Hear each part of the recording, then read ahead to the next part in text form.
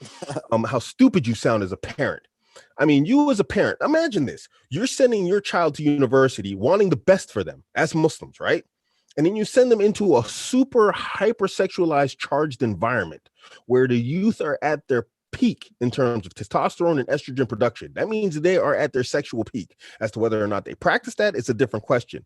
But they are sexually charged individuals at their prime age, at university age. You send them into this environment and you tell him, be patient. You tell her, be patient. And all they're seeing out there is the meat market, and everything's haram until they get married. There ain't no halal meat out there. It's just a mess. And then you, Abdullah, you're the parent, you get to go in the next room at the end of the day and sleep with your wife, or you get to sleep with your husband while telling your kid to be patient.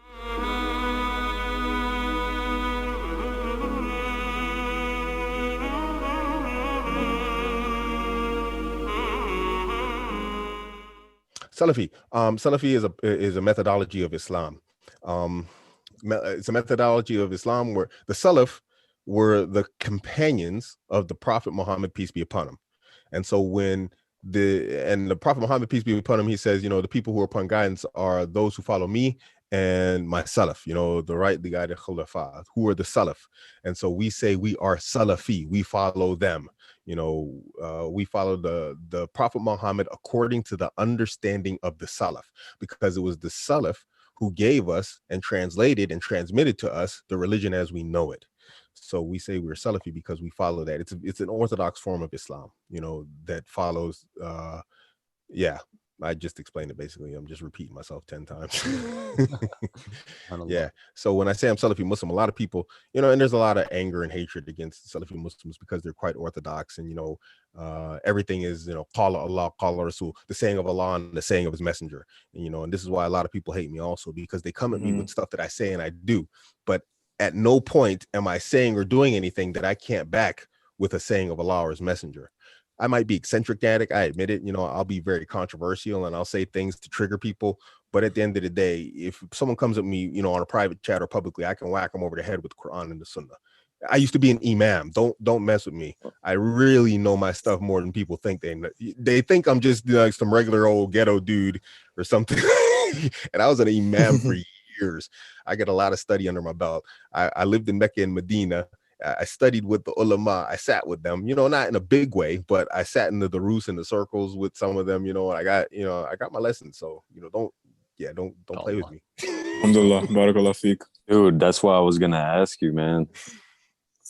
Like, I hope your number one fan is tuning in, bro. Yeah, you guys get a lot of hate for this one. So, see, you know what I'm talking about, right? Your number one fan. Which one? The one from Canada. She Come on, man. You made an Instagram post you. About her. She don't want you going to Canada. Oh yeah, the fourth wife. She's on the bench right now, but we don't know if she could be hitting the slot. This is a psychopath, man. That's like a weirdo. I don't know what's with so many people, bro. These people can't be making money. They must be broke, man. I spend all my time either doing interviews or making money online. I don't know how they got time to be online doing crazy stuff. I really don't. This is just what they do, bro. Trolling. What they do. Yeah, as a Salafi man, you're basically living in this postmodern world, in this dunya, but you try not to do any bid'ah. You're literally following the Quran and the Sunnah. And people still got a problem with that, when being a Salafi was exactly the type of man you had to be to proliferate the ummah and to start from one man, sallallahu alaihi wasallam, to almost 2 billion. But that's what I'm saying. If you want to live the way that you want to, and you keep it in line with the book and the Sunnah, people are going to hate you, man. They're going to hate you just because you're happy. People don't like to see you happy. That whole story of everybody loves the underdog and all this stuff and see to come up, it's not true. It's not true. They're angry, and if you go out and you do what you want to do, and you do it especially in a permissible way, people are going to be upset with you, and it's not going to make sense. So don't try and make sense of it. Don't try.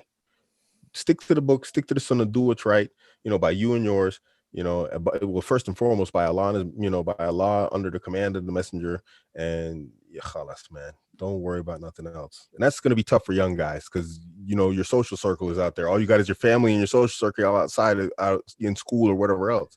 And if they're mad at you, it's tough. It's a tough life. You got to be an exceptional person to be able to stand up to that type of pressure. You know. I got a question. I got a question for you that I'm sure a lot of the viewers have.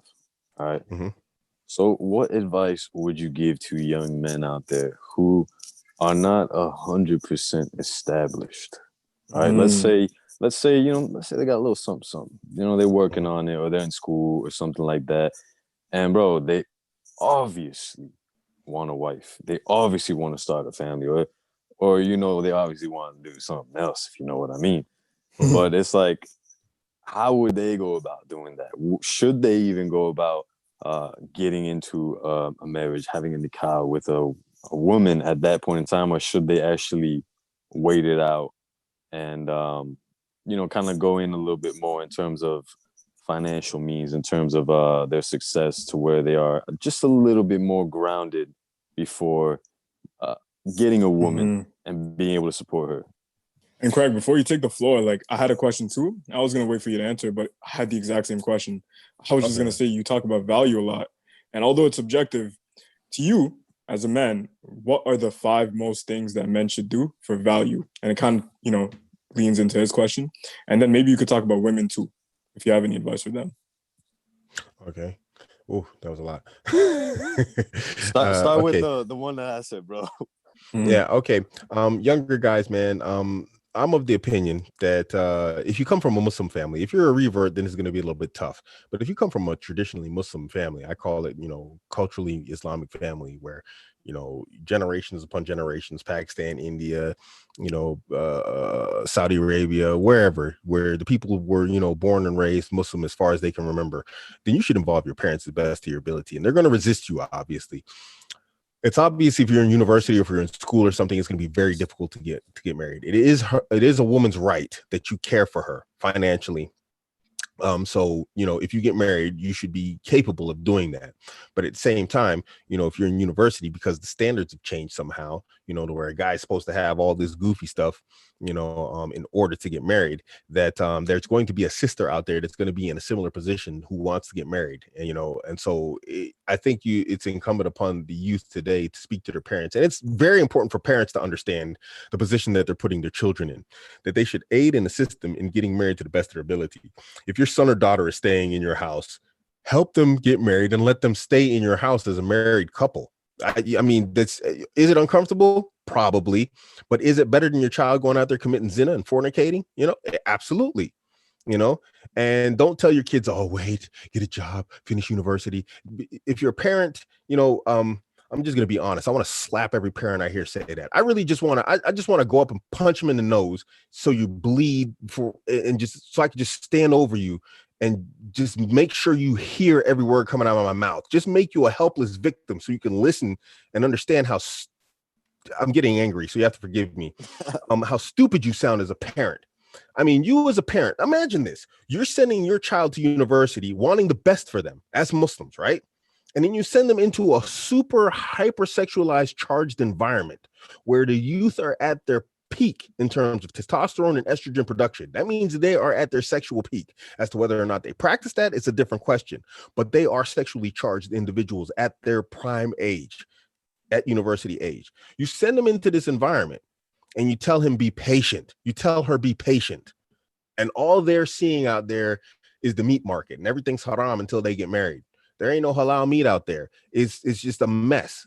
And then you Abdullah, the parent, you get to go in the next room at the end of the day and sleep with your wife, or you get to sleep with your husband while telling your kid to be patient while they're walking around looking at the hottest people that they can see in their particular environment and zone.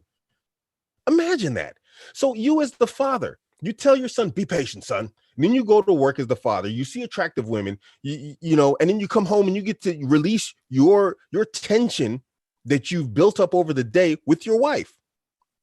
And then you send your son into that environment and you tell him for 4 years to be patient. Are you kidding me? Are you kidding me? Wallahi, I slap a man for saying something like that. What are you talking about? Help your son, help your daughter, protect them, because all you're doing is sending them into a freaking meat grinder. It's just bad. It's bad. And we know the stories that there are a lot of Muslims falling into sin out there nowadays. We know it. It's not a secret, I deal with it personally. The messages I get, I tell a lot of people it would break you if you heard some of the stories these brothers and sisters are telling me of their life stories and what they're going through in terms of trying to like just keep it halal and ended up falling into something haram. And my parents told me to be patient. Yeah, well, how did that work out? So what do I think? I think parents should help their kids get married and do whatever it takes to make sure it works. You as a parent, go talk to those parents, make an agreement between yourselves, understanding the environment that your children are going to be in, that it is a difficult environment. How difficult is it if a son and a daughter, from different families are together in university, and he crosses his wife's path left and right and all the time? Sure, there's going to be temptation, whatever else, but they know at the end of the day, they can go home and make their private parts connect and release that somewhere in a permissible way. It makes it easier. So for me, this is what I think. And if you don't have that option, then you're just going to have to be an exceptional individual as a man, and you're going to have to go to school, and then you're going to have to work, and you're going to have to, it's not going to be easy. It's going to feel impossible, but it's not, and so that's another option. You just got to stand out. It's 4 years. You can do it as a young person. You can go to school full time and you can work part time. Is it easy? No, I'm not going to act like it is. But how serious you were about this and how serious you were about your Islam to do what it takes, Thanks. Abu. Yeah. Fayad, you're on mute. So let me speak real quick before you go. I gotta head out here because me and my family were about to go somewhere. Brother, Okay. it's been a pleasure, man. I'm sorry I have to go. Like, I have so many more questions, but I'm sure it's not the last time we're all gonna talk. Hopefully not, inshallah. They're going to continue for sure. So I'll definitely tune into the video to watch what I missed. Inshallah. But y'all take care of yourselves, all right? Assalamu alaikum. Alhamdulillah, man. Yo, have a good rest of the year, man, on your break, and we'll have you back. Wa alaikum salam, habibi. Take care. I can't hear you, bro. You froze. I was like, yo, we're gonna run a live stream with him one day, inshallah. Anyways, so you're gonna be there for that, inshallah. Yo, peace. Love y'all. No worries. Yeah. You know what's funny though? He was on our live stream and he told us that his mic wasn't working or something like that. Like his audio wasn't working. And then he messaged me last night. He's like, yo, I figured out what it was. And I was like, what was it? And he never got back. But yeah, I doubt it's Zoom, man. You have to excuse me. I get heated on this topic. I get upset. So if I went a little bit like rah there, yeah, excuse me, man. It is. No, man, you're good, man. It's these are good things to get heated on. Yeah. Alhamdulillah. You were asking me about five factors, 5 things that a man should work on. What are the 5 most, I guess, highest yield things to make a man higher value? And then for women too, because you have daughters, you're around women, you want the best for women too. So what is it? Well, I mean, in terms of like attraction, in terms from women, it's pretty easy. I mean, women got it on cruise control. As they say, women are born, men are made. The burden of performance has always been upon men. I mean, we have to prove ourselves in general. So that we're worthy. Women look for particular things in men just look for attractive, beautiful women who are generally young. I mean, so that's really, so for women, my advice, I have a video out on it, basically, is like, do your best to secure a high value man as early as possible. The younger, the better. We're not talking crazy here when I talk younger, but I'm just saying, it's like when from legal marriageable age, you should really start looking. Men are not attracted. This is to the ladies. Men are not attracted to your degrees. We don't give a dang about that. We don't care about that stuff. No guy cares. Oh my gosh. Look at that PhD she has. Wow.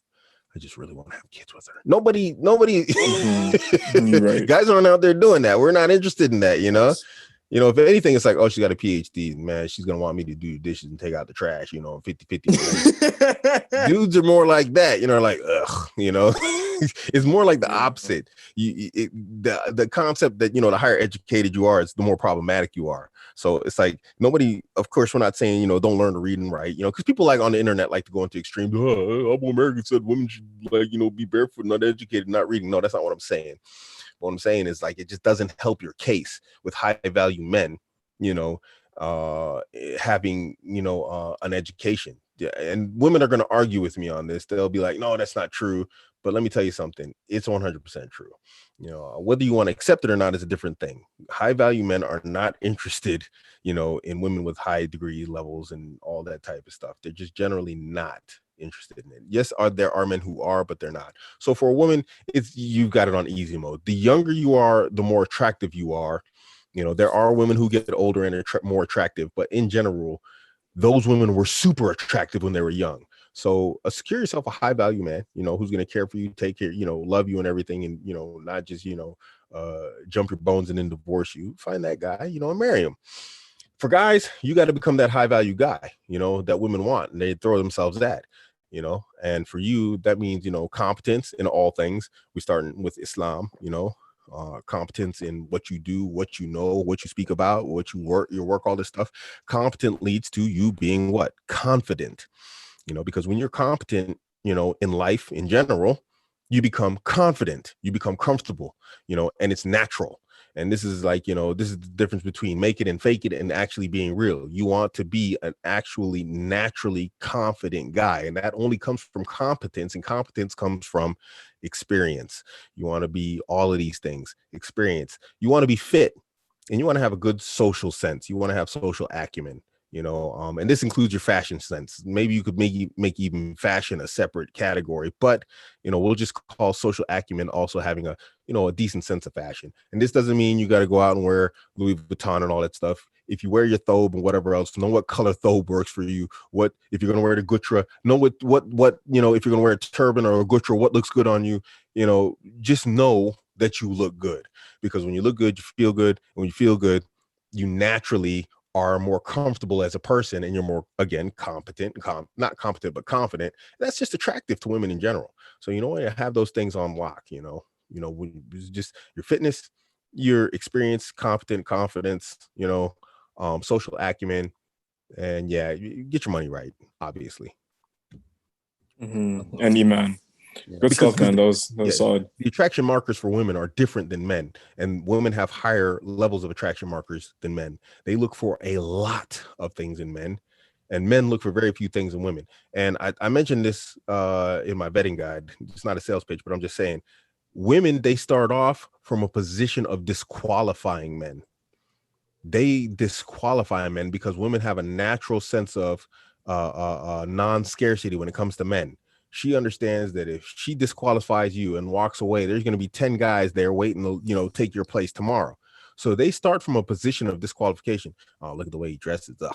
Oh, look at the way he talks. Listen to the way he talks. Ugh. This guy, he's like, he seems shy, or this, that, the other. He seems whatever. All these things are not attractive. Don't think that women like the shy guy. Some do, but that's the exception. It's not the norm. Most women like confident guys. That doesn't mean you're an arrogant jerk, but confident. So women will disqualify you on a lot of things.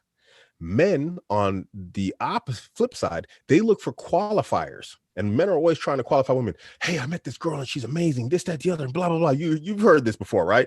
And the guy's talking about this amazing girl, and then you come across her and you meet her. It's like, hey, this is my girl. I told you about her, this, that, the other. You're like, man, she's real average, man. What you talking about? It's like, dude, I thought this girl was amazing. And we're not even talking looks here. Just everything you talked about. You just like, I thought you said she was funny. Like, man, she, her jokes is as dry as like, pizza without any sauce. It's like, what's going on here, And that's because he's qualifying a woman because he's just happy to have a woman around him. So men operate from a position of qualifying women. They look for things to qualify a woman to make her like, make her all attractive and like why he likes her. And women will do the opposite, so. SubhanAllah. Man, Fayyad, yeah. I don't want to say when, but what was I doing more recently? I mean, he's not wrong. Not at all. We as men, we do tend to qualify. It's like we go around saying, "Yo, look, we found this guy." Just like Abu said, we found a girl who's like, she's this, she's that, like she's doing this with her life. She's this type of way to something that would work with me. And it's like, women don't do that, man. They're always out here like, "Yo, I met this guy, but he's this," or "But if only he was this." Yeah, he's not tall enough. He's not tall enough. Exactly. It's like I met this guy. He's perfect, but it's just like, he's 5'4", or he's a plumber. Yep. Yeah. So it's like, you made one point on competence. I wanna slip something in here because there's different types of competence, right? There's conscious competence and there's unconscious competence, right? So you can consciously be aware that you're trying your hardest and working to be competent. And this is the beginning stage when it becomes hard, because if there's a moment of incompetence, you feel discouraged. This is all things in life. But those moments of incompetence eventually become conscious competence, unconscious competence, where you're just unconsciously being competent. And if competence equals confidence, then you're also unconsciously being confident. And I feel like bro, listen, yo, just one more time, bro. You lost me. I lost you? Mm-hmm. Okay, bismillah. So if competence equals confidence, Mm-hmm. then being unconsciously competent means you're also being unconsciously confident. So if people recognize that eventually they'll get to a place when they're unconsciously competent, where they're just naturally being competent, then they'll naturally be everything else that follows that competence, which is confidence and the other amazing attributes that come from that. I just wanted to add that in there because me myself, I'm in that stage of trying to be as competent as possible. And when a man like me slips up, it becomes discouraging. I think that's normal, but then I think also this comes back to what I was talking about with experience, and with experience it comes to understanding that not everything's ever always going to go the way you want it to. I mean, it's impossible. Like my wife, she watched me build my first crypto miner, and dude, zero experience. I just knew what I had to order. I looked up the parts, I ordered the parts, and then I just started watching YouTube videos, and she saw my frustration, dude. It was literally, I'm not even joking. It was every single step I ran into major problems, to the point that when I was on Discord talking to dudes, they were like, yo, how are you even having these problems? And then one guy said, he says, you know what you did? He said, you decided you wanted to learn how to fly an airplane. But not only did you decide you wanted to learn how to fly an airplane from YouTube, you decided to build your own airplane at the same time. He's like, this is what you did. But, because I understood that not everything's going to go your way, it wasn't really such a destructive blow to me. Every single time I hit an obstacle, I'd sit down sometimes and I'd just walk away from it for 2 days, and I'd just be like, because I'd be so mad. And I'd be like, you know what? And she's just like, okay, this guy, he's just chilling, whatever else. But it was never it was never a blow to my confidence, internally, to the point there was like, it made her question me as to whether or not, if there was a serious case situation that, it would affect her. Because then she saw that, okay, this guy's chilling, whatever else. And I'd come back and I'd make it work. Well, why? What was I doing for the next 2 days? I was watching YouTube videos. I was, sitting back and reading. I was relaxing my mind by actually learning about what I'm doing, or what I'm doing wrong. So there comes a point with experience where you start to experience failure. And that's not a bad thing, because you can't know success without failure. And if you do, the moment you do hit failure, it's going to hit you hard, but after a while, of failure after failure after failure, and practicing and then improving and then actually reaching your goal and becoming successful. Now I got my miner in there. It just runs. I don't even look at it. I drive off on vacation. I was gone meeting my new wife for like a week. That thing was running. I didn't have to touch it. It just runs and it makes me money, but the point is, it's like once you reach that success, then it triple increases your confidence. You know what I mean? But along those lines, it wasn't crippling to fail. And understand that I was reaching nearly 5,000 euros in building that thing. The desire to succeed was extreme. Do you know what I mean? Nearly. I got away by like 4.5, and all this type of stuff. But it's really significant, the pressure, So with trial and error experience comes that confidence and comes that competence, So it's just a matter of practice. Just keep failing, and that's not the goal, but the goal is just basically fail and succeed. And disappointment doesn't become a thing for you. You're just like, yeah, it's just part of the mission. It's part of the trip. Yeah, I think that's very profound because a lot of people, forget that along the way. SubhanAllah. So you mentioned you took a break, right? How important or necessary would you say taking a break is when you reach that kind of stage? It's very important, man. Sometimes you get so involved and immersed in something that all you see is the problem. So you have to walk away and take. I gave an example. It's like, and it was from relationships, but then I realized it's in all things. Some people get so immersed in their problems. It's like facing a wall, and they're right here, nose to the wall, and that's all they see is the problem. If they were only to walk left or right, they would find the window or the door. But they're so close to the problem and they're so immersed in the problem that all they see is that problem. Sometimes you got to stop, just walk away from it, and then turn around and look at it again. You're like, oh, dude, there's a freaking door right there. What am I doing? You know what I mean? Sometimes you have to walk away from this stuff. And this is very important for you as a man, because, women look for this in you. They look for a guy who is a leader. The vast majority of women, want a guy who can lead. And if you only see problems and you never find solutions, we have to be solution oriented as men. That's how we built entire societies and nations and, great structures and all the stuff that's going on. Whether anybody likes to hear it or not, men are the builders and maintainers of society in the modern world. And that's because we are solution oriented. We are explorers and we are solution oriented people. So you have to be like that. You can't be problem oriented. You have to be solution oriented. Very profound. Man, that was profound. You got anything else on your mind, Rami? Nothing currently. Inshallah, if I ask a question, I'll if we keep going, I'll voice it. Yeah, man, I just want to tell you right now, like, before we even talked for the first time, before we chopped it up, me, you, and Anghel, before the podcast, way before the podcast, I just want to let you know, man, the work you're doing for the Muslim community and just men in general is profound, man. On behalf of the man, Jazakallah khair to you. May Allah reward you and increase you for that.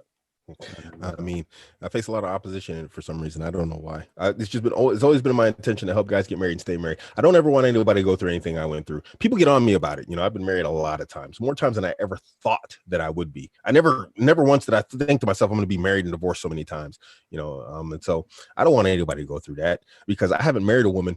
And let me think, hold on before I make this statement. I'd say 90% of the cases, the women I was married to, I love them. I truly loved them, and so it was never an intention for me to be separated from them. When I got married, I was like, this is this girl, I'm going to make this work, but for whatever reasons, my own purposes and, my own shortcomings or their shortcomings, I looked at all of them and, I compiled that into my current day work as AbuAmerican. Those shortcomings on both sides I put together and I said, you know what, this is just stuff that's completely avoidable, and so I try and help people avoid those mistakes because they're widespread and they're common. When I started looking at my problems and talking to other men and going online and reading the lives of other men, I was like, we're all doing the same stupid mistakes. Like you said, social programming. This is social programming on a societal level. And this societal programming of men is causing us all to make the same mistakes. And so guys are just out here doing stuff that is completely unnecessary. You don't have to fail in certain areas of your relationships. And that's why it's easy for me. And I do brag about it. And, I have a very high success rate in helping people get their relationships on track. It's just because people aren't doing something different. And even if you were, I'd still figure it out because it's a variation of something, that you shouldn't be doing or she shouldn't be doing. And so it's just a matter of just, listening to the person, listening to the lopsided, one-sided story of the guy, because even guys as rational and as reasonable as we are, we tell lopsided stories that are in our favor, and then figuring out and saying okay, this can't be possible that, you're doing everything perfectly right like this, because you're a human being, you're screwing up somewhere. And so figuring out the story, and the stories are always overlapping. And so they're always the same pattern in terms of human behaviors, because human behaviors are like a spoke on a wheel of a bicycle. It leads to the rim, so yeah. So yeah. So for me, that was very important, to help people get married and stay married. Yeah. Okay. It's very important. I mean, you don't want to get married a whole bunch of times. Yeah. You don't want to do it. All right. So I'm gonna ask you one last question, and then Rami, if you could think of anything, you can ask you one last question. And before we get right into that and proceed with that, people want to get more of you. They want to get you guides. They want to get your programs. They want to reach out to you for maybe consultations. Where can they find you at, man? My website, AbuAmerican.com. You can find me on AbuAmerican.com, or you can find me on Twitter at AbuAmerican. Basically, anywhere you go online and you look up AbuAmerican, I'm there. Put it in the description box. I am. I'm on TikTok. I'm here. I'm there. But the easiest way to contact me is from Twitter at AbuAmerican, or my website at AbuAmerican.com. Go ahead and jump on the live chat or email. You can contact me there. But Twitter, I'm almost always there. I'm on Twitter a lot. Alternatively, people, you can go to one of those feminist blogs where you find the top 20 people on their list that they hate and they can't stand. You'll find them there too. Probably. I'm pretty sure. Yeah. Mhm. Yeah. Anyway, Craig, I'm gonna go right into my question. Long distance, man. Might sound like a statement, but I don't need to ask anything. What are your thoughts on it?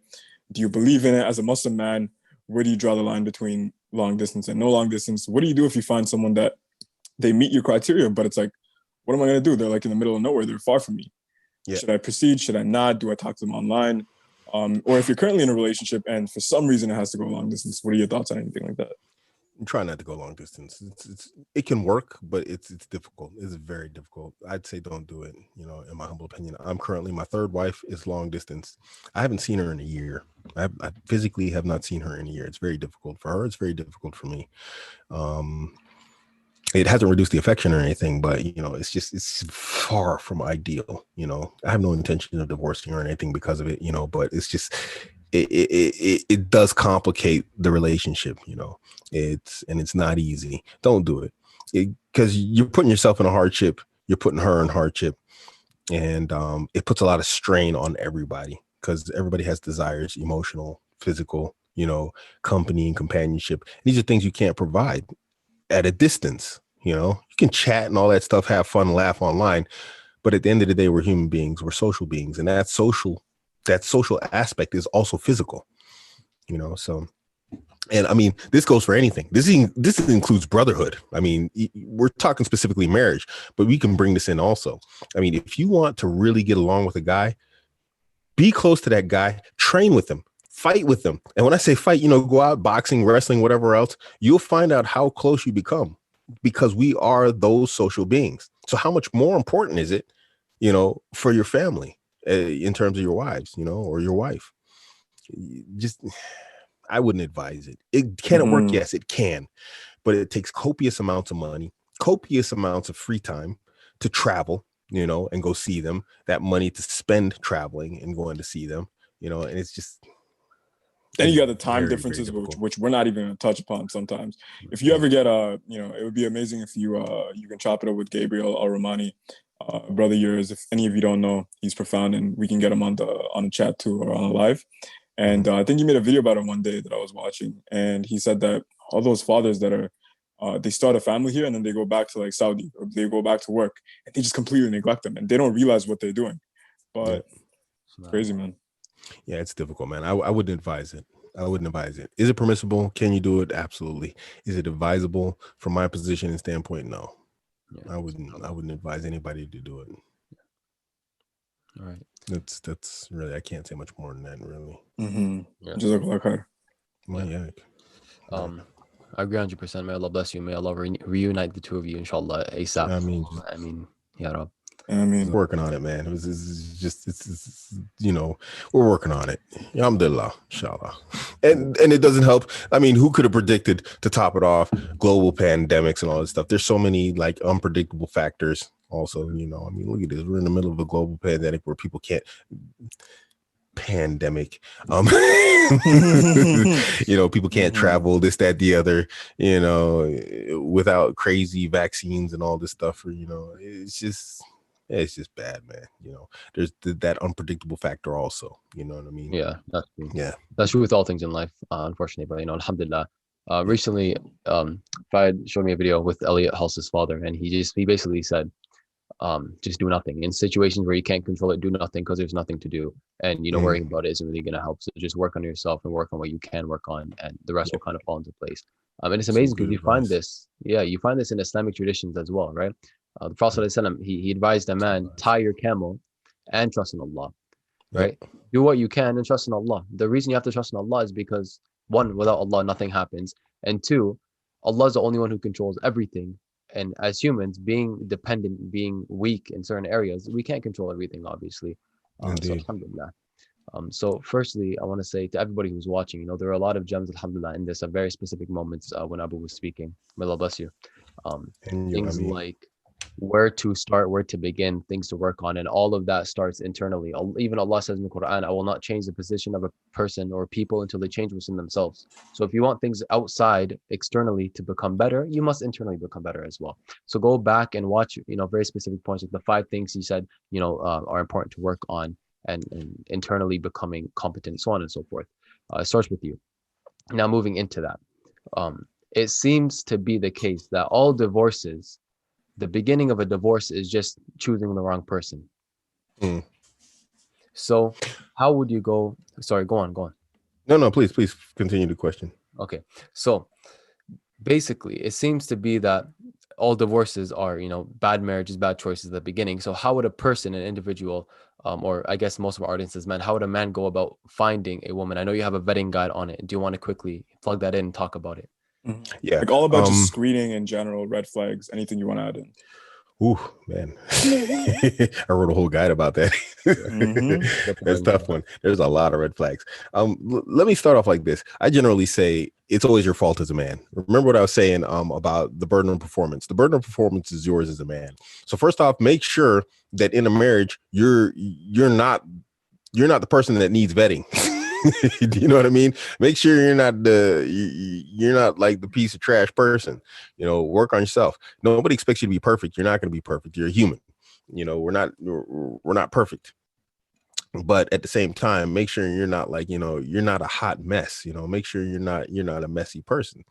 Because if you're a messy person internally, there's no way you can have like a solid relationship with somebody that isn't messy. Also, that's going to, if your finances are messy, your relationship's going to be messy. If your emotions are messy, the emotional condition of your relationship's going to be messy. Make sure, first and foremost, start off with yourself and make sure you're in the position in all ways to be in a relationship. Once you have that, because you can control that. You can't control what the other person is or isn't, but what you can control is you can internalize who and what you are. So make sure you're the best possible version of yourself. And I mentioned that before, and that's something that I mention a lot, when I talk about guys and relationships, whatever else, even with women. Make sure you're the best possible version of yourself. And this isn't to like, although you can use it this way, it's not the intention is that you become the least blameworthy person in a relationship. That's not to say once you separate with someone, if it happens, may Allah protect you from that you go around, well, I was perfect and that person was trash. No, it's just you can leave the relationship with a clear and clean heart that you did the best that you could to make sure that relationship stayed intact. This is universal. This applies to men and this applies to women, because you don't want to leave a relationship knowing you screwed up and then spending like the next 2-3 years, what's the word I'm looking for? Rationalizing why the other person was so bad and what they did. No, but really it was just you. It's not going to feel good, guys. It's not going to feel good. I've messed up relationships, and then I mean, to this day, those relationships are 10 years ago, and I'm still thinking to myself, man, yeah, I really dropped the ball there. You don't like that. You don't want to live like that. You don't want to have that inside. That's, so make sure that's the first point. Next, when it comes down to vetting, wow, I don't even know where to start, guys. I mean, that's a lot. I mean, there's a lot of red flags to look out for. And the reason why I say there's a lot of red flags to look out for is because social media has corrupted a lot of our society as we know it. We have a lot of like strange ideas, concepts, people's weird lusts and desires going out there, infecting other people, making them sick. It's like, we had separation. There was like, when we didn't have social media, it kind of acted like a societal fire door. Now that fire door is gone and people's weird proclivities are out there and other people are like picking these things up like some sort of illness, so the number of red flags that you can find in people nowadays is quite extreme. And so you have to be very careful in looking at making sure these people reflect and share with you a considerable degrees of virtues, values, ethics, and morals. Of course, the start of this is Islam, but then there's within cultural differences and ideas, there are some things that are flexible, also. So the foundation is Islam. Do they reflect your Islam? And after that, in terms of other areas in your life that they reflect. But for men, one of the most important things I would look out for in a woman is like excessive social media usage. One of the first things you want to do is just, look at her social media and just look at what type of person she is. I mean, here's one thing that you should know is that women generally don't separate their actual lives from their social media lives. One is a reflection of the other, and to them, there's no difference between the two. One thing that people do, especially women, they make a mistake of is thinking that AbuAmerican, and I don't play a two-faced person. If you meet me in person, I'm generally like this, but online I'm just like I'm really edgy and whatever else. They think I'm a horrible misogynist, woman hater. But then I got these women who love me so much online and they're my biggest fans online. They should in their mind put together that they're missing, like, how's he a misogynist, but these women love him? So either these are like messed up women, which is obviously can't be the case because there's multiple women in my lives, or my understanding of who this individual is wrong. They don't separate social media from real life, and social media isn't real life. So look at how she uses social media, guys. This is a huge point that you cannot overlook. I can't underestimate or understate how important this is. Look at her social media, and I mean, even that is a science on its own. Is she being like, is she posting a bunch of stuff, then deleting it, then reposting stuff? Why? All these types of stuff. Is she trying to hide, lead double lives, this, that, the other? Does she have secret Snapchats that her parents and whatever else don't know about? All these things you need to look at and know and find out. And yeah, you need to keep an eye on as a guy. Women, I mean, shoot.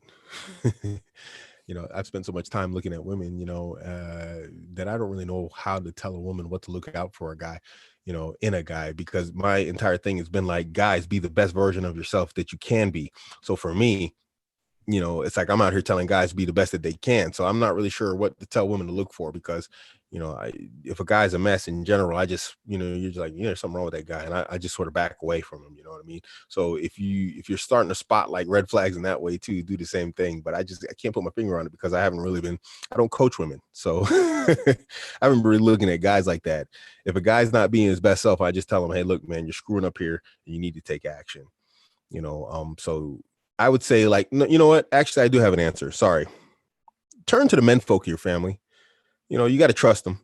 They want the best for you. Maybe they won't find the guy that you find most attractive, but they do want the best for you. They're going to try their best to find the most attractive man. Be honest with your family as a woman. Tell them, I like a guy who's like this. I like a guy who's like that. And don't be shy and don't be scared, because what you don't want to do is you don't want to end up in a situation where you're married to a guy that you're not attracted to. And then it leads to problems in your relationship because women, we know y'all have wandering eyes too, and it can lead to problems for you also.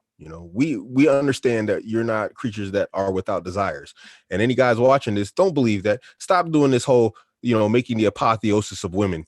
They're not angels. They desire, physical interaction just as much as you do. And they want to do it with someone they're attracted to, just like you do. So, so women, be honest with your family. There's a sister, she's Asian. I believe she's Pakistani. I'm not sure. It doesn't matter, but she's Southeast Asian. She wants to marry a black guy. For her family, that's a huge leap. But she was honest with her family. She said, that's what I want. That's what I'm attracted to. It was a specific black guy. It wasn't just black guys in general. But if that's your flavor, then do it. Then maybe, hopefully, inshallah, your family helps you find the best guy that they can. And men, we're good at spotting other dudes' BS. We just got a radar for it. We know when a guy is on some BS. Am I wrong, guys? We know when that guy ain't about Jack doo-doo. There's no results. Yeah. Yeah. So we see it. We're like, man, that dude ain't no good, man. What you talking about? But she might be attracted to that. But what you can do is you can help her find a guy that she will find attractive, and who's going to be responsible and serious about her and towards her and marry her. So women, trust your men folk that they want the best for you, but be adamant in making sure that your men folk understand that, what you want and what you find attractive, because it doesn't serve you, to just be like, okay, I'll marry this guy. And then like 2 years later, you're divorced, and now you got a kid and you're looking to get married again, and then just things start going all over the place and things start going. I mean, I've seen this a lot, especially in London, then things go left field after that. Then it's just all over the place. And then it's just a hot mess. So why did you go through all that in the first place? It's not necessary. So, so for the women, turn to your men folk, be honest with them, start with your mom, if you think she's going to be more open and accepting, and then you let her do the heavy lifting, in terms of speaking to your father or whatever else and helping you get the man that you really want to get. I'd say that's the basic advice I could give. I have a comprehensive guide for men. It's my vetting guide. If guys are like 15 and 16, like you said, watching this, it's going to be too expensive for them, to be honest. It's, it's like, it's 97 euros or something like this. But it's my life's work, you know, in terms of like, But you know, man, I'm not just boosting it up for you, but I read your description and it's like at the end of the day, look at the thousands they might be saving on things that might come up, man. That 97 is pale in comparison to like divorce fees, child what is support. it? Just, you know, child support, alimony. And don't get me started. Just a heartbreak, man. Just a heartbreak. It's not something you really want to experience like in a bad way, you know. I mean, and that's not to say it's going to protect you from getting your heart broken, but it can make it easier on you in terms of like, you know, you did your best, you know. If you have to walk away from a relationship as a man, at least you want to know that, like, you know, I did my due diligence. I checked her out. I did the best I could. I was the best man I could possibly be in a relationship, and somehow, you know, for whatever reason, that wasn't good enough. Well, maybe it's not me. Maybe it's just her. You know, just to quickly add in here, I would say for anyone who's 15, 16, or even no matter how old they are, a person who can't afford that, you know, because it's not that much. What did you say? 70 euros? 97. Yeah. 97 euros. Okay. Honestly, for something that this important, I wouldn't say it's that much. And if they can't afford it, the first step is not buying the book. The first step is getting on their game. Because if you can't afford a book to, you know, educate yourself on such an important matter, then you're the issue, not affording the book. You have to be able to afford the book and get on your feet first. How are you going to support a wife? Like, you can have all I agree, man. Yeah, to get a wife, but you can't afford the book that's going to give the information how you're going to afford a wife. And guys, I did, you know, I'm not, this isn't a sales pitch. I did this for free for like 7 years. AbuAmerican, and you know, I just recently started charging for my consultations like last year. And this guy, you know, this is a classic example of what he's talking about. And this is a very good point Rami made. You know, this guy, he hits me up. His wife is, you know, she's off the rails. She's running around with other guys. We're not saying she's making fornication or anything, but she's definitely out, you know, like chatting up other guys or whatever else. And he really wants to keep the woman. And I tell him, okay, you're gonna have to do a one-on-one consultation. We need to really figure this out. We need to get like, you know, a solid plan to see if this is salvageable, you know, or whether you need to let go, you know, because it was a really bad situation. So I sent him a link to pay for the one-to-one consultation. Then he comes back, he says, oh, it's too expensive, you know. But I had spoken to him for like, you know, a few days. And I know for a fact this guy spent like 80,000 British pounds on his wedding. So you have to look at what he values. He spent 80,000 British pounds on his marriage, but he's not willing to spend like a few £100 on a one-to-one consultation to save the marriage. So the ones that he do, and I have 100% hit rate. I've never failed to help someone get their position right with their woman. I haven't failed, and I haven't done just 1 or 2 consultations. I've done a lot. He goes to a counselor, and he pays them thousands. The heck? If you look at the statistics on counseling, on marriage counseling, go and research the statistics on marriage counseling. 9 times out of 10, they fail. They have a higher fail rate than success rate, marriage counseling. But I'm sitting here with like a near 100% hit rate. I think there's one relationship I couldn't save. And I mean, when I say I couldn't save, I couldn't get it in the way that the guy wanted it. He got married. He was marrying a girl and he wanted her in a particular way, you know, in his frame. And there was a lot of a lot of family influence and whatever else. And so there was just no real way to get him what he wanted. But he still got married. So it's like, I considered that a fail in my particular part because she didn't marry him in the way that he wanted her to marry him. You know, I considered that a fail, you know, on my part. You know, he paid me and I took it seriously. You know, I tried to help him to get the, you know, the marriage the way he wanted. So guys, you know, you do have to put in the work, you know, and you have to understand what is valuable to you, the difference between cost and value, you know, and what something, you know, is worth, you know, cost, value, and worth. And I teach my kids this all the time. They're not the same, cost, value, and worth. You know, what something's going to cost you, what is it worth, and how much do you value it? And this right here is the most important point. You know, do you value what you're about to part? You know, most people overvalue something. They're willing to pay too much for it, or they don't value it enough, and therefore they're not willing enough to pay for it. You know, I mean, if you don't find value in what I do, you know, you can watch some of my videos and whatnot, you know, read some of the, you know, the testimonials, you know, don't. Fellas, take notes. Like this thing, you guys are out here like scared to marry a guy because of what your parents are gonna say, or scared to do this, scared to do that, scared to like tell your parents how it is. AbuAmerican helped, because I'm from Bangladesh, right? So there's a Bengali girl. This man helped a Bengali girl marry a black guy and convince her parents. And not only that, what was the cherry on top, bro? With the sister that's gonna marry the black guy. What was the cherry on top? Oh, as his third wife. as his third wife, and I think you guided them through it, and it just worked out. Yeah, this is unheard of in the Bengali community. It's completely unheard of, bro. But all it takes was I'm not Bengali, but I know enough about him that that's like what? Like I was surprised it worked. But I was like, look, this is what you got to do if you're gonna get this to work. I was just like, culture's gonna take over, and there's no way it's gonna happen, But alhamdulillah. All right, guys. With that being said, go down below in the comments.